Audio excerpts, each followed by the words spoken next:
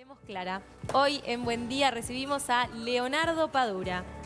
Es escritor cubano y recibió el premio Princesa de Asturias de las Letras. Es el autor del libro Personas Decentes.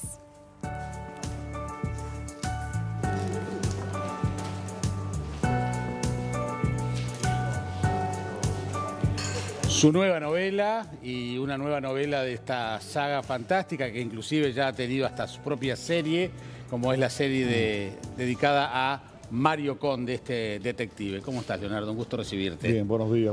¿Cómo estás, Jaime? Muy bien. Bueno, y con muchas ganas de que nos cuentes de estas personas decentes, ¿no? Como Mario Conde, que sigue creciendo, como sigue sumando años, como sumamos todo, y Leonardo Padura también. Pero en definitiva, ya ese personaje que como la serie ya nos ha ubicado cara, rostro, la de un actor, y tiene sus cositas, debo confesarlo, ¿no? Bueno, nada, esta es la novena novela protagonizada por este personaje que yo creé en el año 1990.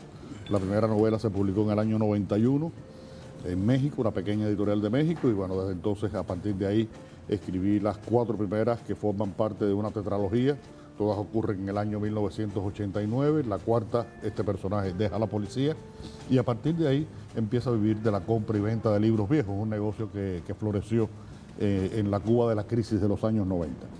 Ahí viene esto, Adiós Hemingway, viene La neblina del ayer, Herejes, La transparencia del tiempo, y ahora aparece en Personas decentes, que ocurre para Mario Conde en el 2016, aunque en la novela hay una historia casi paralela que ocurre entre 1909 y 1910 alrededor de la figura de un personaje histórico real que se llamó Alberto Yarini y Ponce de León, el proxeneta más famoso de la historia de Cuba.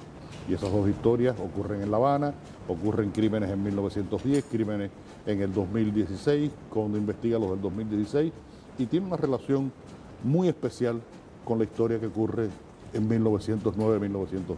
Que además, en una Cuba de 2016, que lo conversábamos ayer, él tiene una cantidad de acontecimientos que, claro, cambian la vida cotidiana de los cubanos, primero de las autoridades y después de los cubanos, como es la llegada de Obama, que se habló varios años antes que llegara efectivamente, los Rolling Stones, un desfile de Chanel, es decir, acontecimientos que movilizaron Cuba. Sí, La Habana se transformó y un poco ese es el escenario. Bueno, ese es el escenario en que transcurre esta historia del presente de la novela. Es un momento que empieza justo cuando termina la novela anterior. La novela anterior termina el 17 de diciembre del 2014. Conde se levanta esa mañana y tiene una premonición de que va a pasar algo. Y bueno, a las 12 del día, el presidente Barack Obama y el presidente Raúl Castro anuncian que Cuba y los Estados Unidos comienzan a conversar para restablecer relaciones. Todo el mundo sabe, y aquí en Uruguay especialmente, la relación tensa que ha habido entre Cuba y los Estados Unidos durante todos estos años.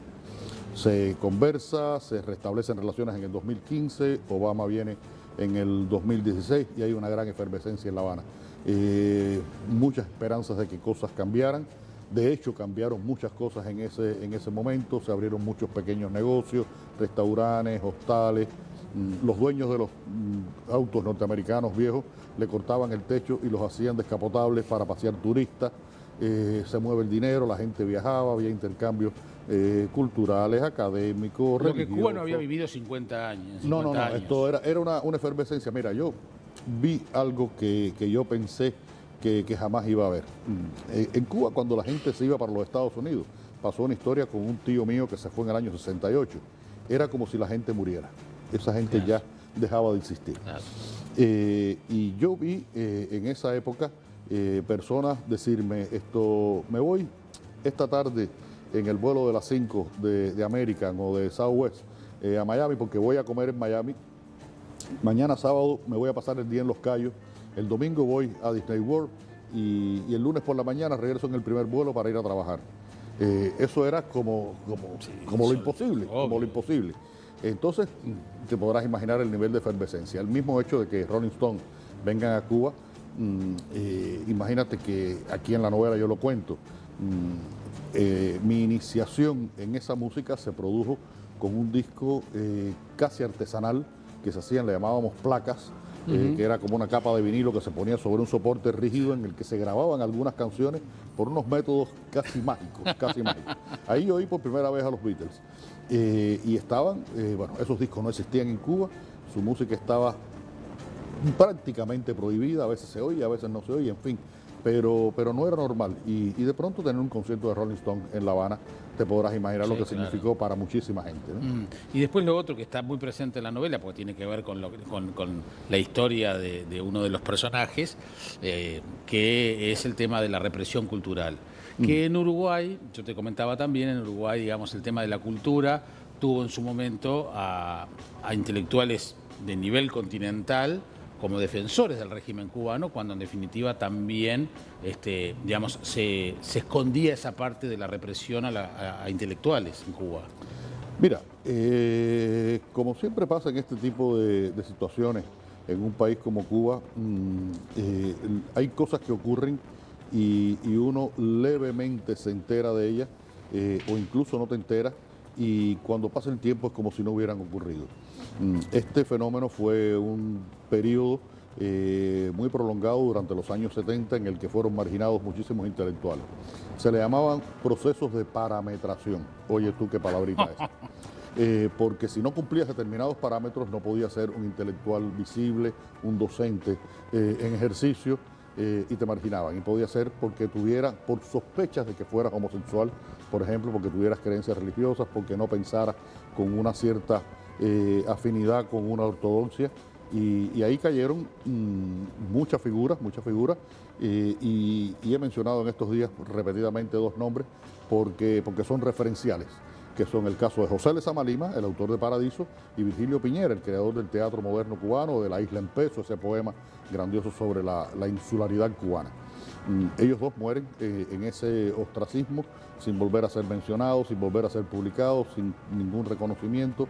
Yo recuerdo haber leído en un periódico una notica de 8 o 10 líneas sobre la muerte de Lezama, y después de los 80 eso se alivió, no desapareció, pero se alivió. Y incluso estas figuras empezaron a ser de alguna manera rehabilitadas.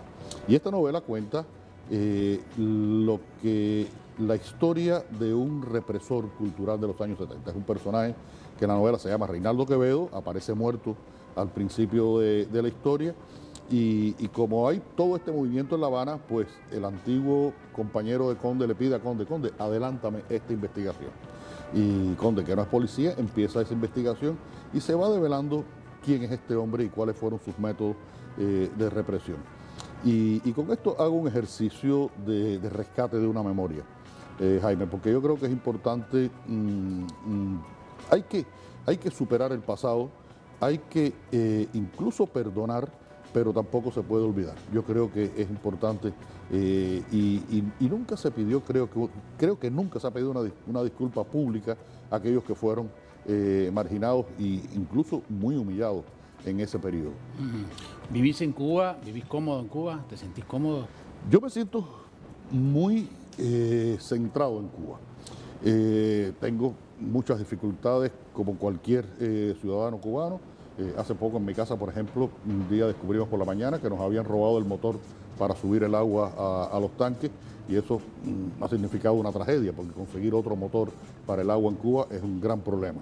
Esto a veces voy a ponerle, tengo auto, el mismo auto hace 25 años, voy a ponerle gasolina y tengo que hacer una cola de 4 horas. Es decir, que no me escapo de esa realidad cubana. Pero esos mismos hechos son los que me alimentan como escritor. Ese contacto que es inevitable con esa realidad, que yo lo vivo, lo palpo, incluso a veces hasta lo disfruto en el sentido de que me permite estar muy en contacto, muy visceral con esa realidad de la cual escribo. Y es un universo cultural, emocional, lingüístico, al cual yo pertenezco y del cual hago mi literatura. Y eso se nota en Personas Decentes, esta nueva novela editada por Tusquets, que distribuye el Grupo Planeta en todo el Uruguay, y es siempre un privilegio recibir y conversar con Leonardo Padura. Gracias, Leonardo. Muchas gracias a ti. Que pases muy bien. Bueno. Última pausa para finalizar este buen día aquí en El Cuatro. Gracias.